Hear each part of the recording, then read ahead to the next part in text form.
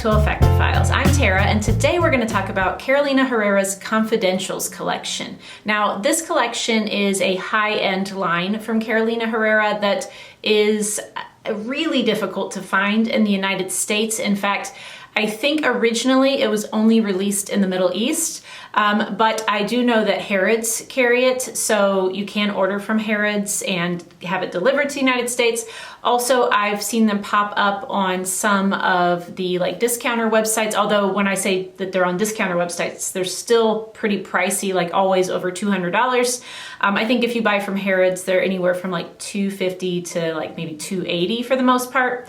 But there are a whole lot of different fragrances within this collection, and I've tried, or I own, 5 of them that I'm going to talk about today. Before I get into the actual fragrances, I do have the box for one of them. This is for Bronze Tonka, and the reason why I still have this box is because I've been unsure if I'm going to actually add this to my collection or not. I might end up selling this one, and I'll talk about it in a minute, but there are some others from this collection that I think I'd rather have, and so I might end up selling this one to get a different one. So anyway, that's what this particular box looks like. Some of the boxes look different, but they all basically have this same sort of shape, and they lift up like this, and each one inside comes with like a card that tells you about the fragrance, as you can see here. I probably should have saved these because it tells you all the notes and everything, but I didn't. So I'm just going to tell you what I smell in them, what kind of stands out to me, and I'm going to go through and sort of rank the ones that I have from my least favorite to my most favorite. Obviously, because I am considering selling Bronze Tonka, it does come in last place today, but that doesn't mean I don't like it. I actually do, which is why I haven't sold it yet. I'm kind of waffling on whether or not I actually want to get rid of it. But since I have the card, I can tell you the exact notes. In Bronze Tonka, there is coffee, oud, tonka, saffron, benzoin, and sandalwood, according to this list here. But I'm going to tell you what I actually smell from this.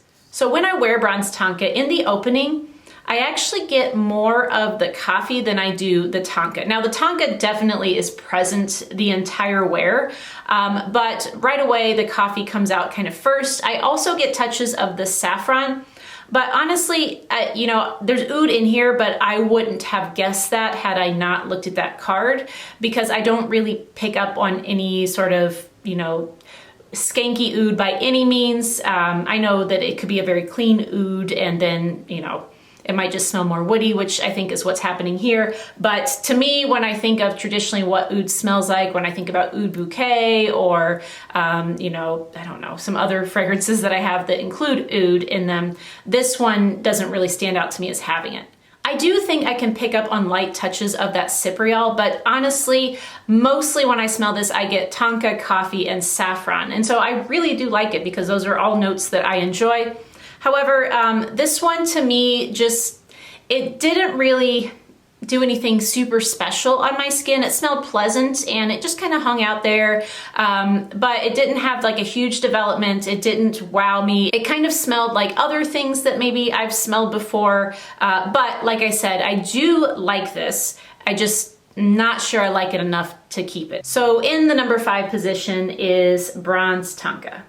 The next one up is Gold Incense, and I think for a lot of people this is their favorite, but it comes in at a number 4 spot for me. This one was created by Pierre, I think Constantin Gueros, and it features obviously a prominent note of incense, which I definitely get a lot of when I wear this. However, it also has a sweetness that I do quite enjoy, which I think is coming from some vanilla. It also has a woodiness, and I think there's labdanum in here as well. I'm pretty sure that when I first read about this, it said that there's a note of marigold in here, like when I went on the Carolina Herrera website, and that made me a little bit iffy about this particular fragrance because a lot of times I do not like marigold in fragrances. So if you are like me and you are worried about that, I can tell you that I don't really pick it up much at all. There might be like the teeniest, tiniest little hint of marigold in here, but it's nothing that puts me off from this fragrance. It's a really nice sort of sweet, incensey, slightly woody fragrance. The woods definitely come out more in the dry down, but the incense stays there the whole time. I got pretty good performance out of this one. I will say all of them perform fairly well. None of them are what I would call beast mode, but that's good because I don't really care for beast mode fragrances. I don't mind having a few in my collection because occasionally I might want something like really powerful and strong, but most of the time I don't want anything that's going to be super loud or stick around all day long because I like to switch up my fragrances throughout the day. In the middle of the pack is one created by my perfume boyfriend, Quentin Biche. I love a lot of his fragrances and I really enjoy this one a lot as well.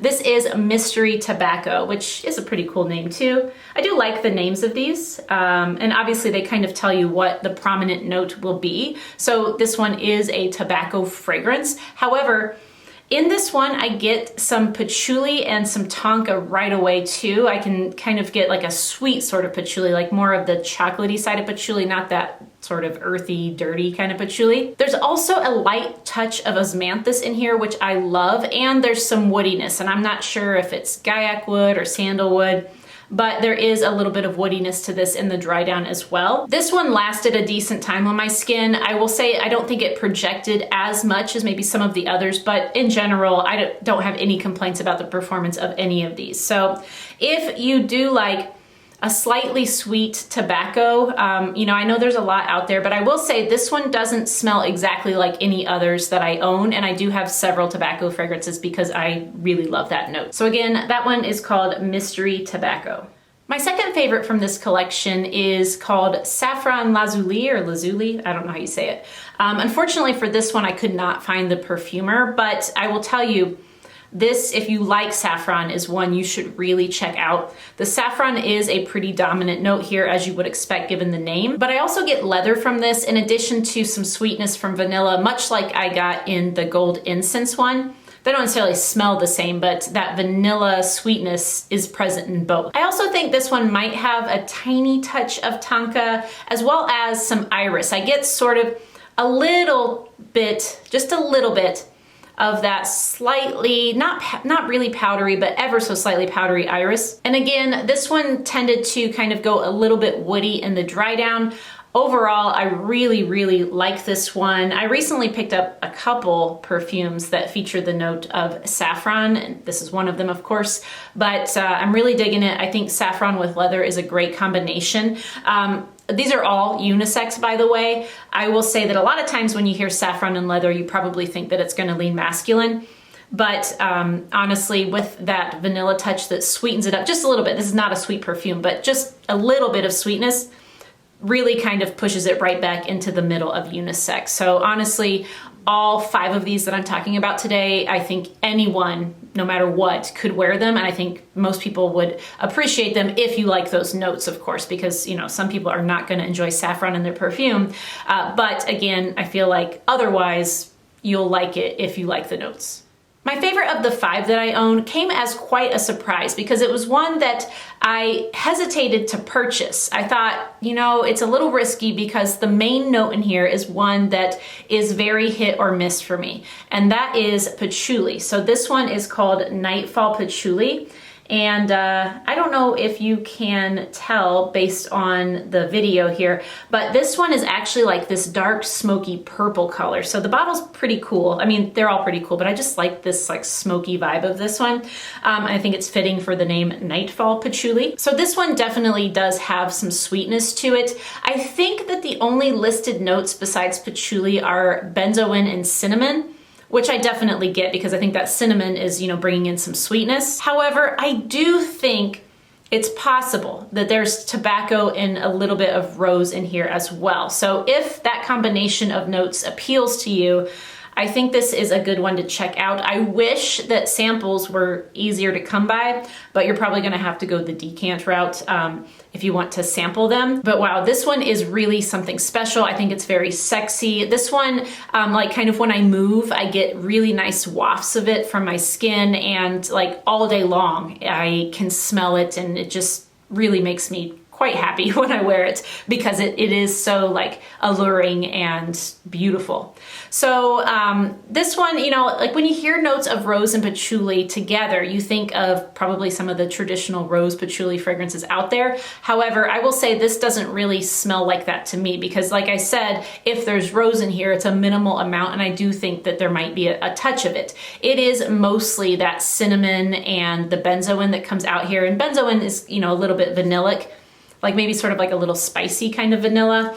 And that's what I get. It's like that, you know, like chocolatey, sweet kind of patchouli with that benzoin, the cinnamon, and light touches of what I think could be tobacco and rose. This one was another good performer for me. I typically get about 8 hours when I wear it. And as I already mentioned, I do get wafts of it from my skin when I move around. So I would imagine that it leaves a pretty nice sillage. Not that we're around many people right now, but eventually I will really enjoy wearing this out to see if people can kind of notice it as I walk past. I do think this one is very sensual, it's very alluring, it will draw people in, and that is one of the main reasons why I really love this one. So again, in first place is Nightfall Patchouli.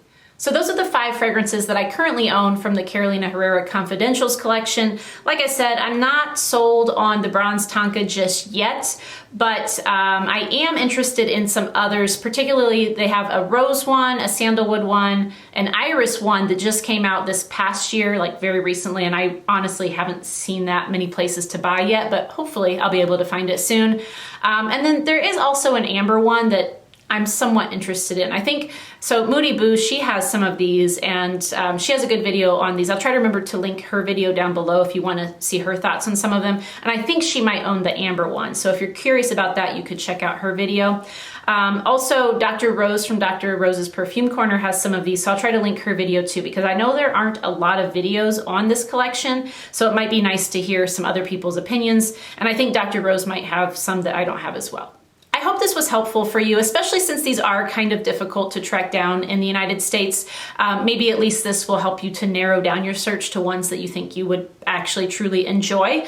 I do highly recommend you sample these since they are pricey. However, I know that it is difficult to track down samples as well. Overall, I think that the Confidentials collection is one of my favorite designer high-end collections of all that I've tried, including like Armani, Dior, Tom Ford, Chanel, all of them. I think this one, for the price that it's at, you know, it's at the typical high-end designer price point, you know, 200 plus. But I think that, you know, it's a decent value for that. I'm not gonna say that it's worth it for everyone, but I have really been enjoying these fragrances, and I think that the performance is pretty much exactly what I personally want. I know some people are gonna want beast mode for that price, but a lot of times beast mode means that it doesn't smell as natural as these do.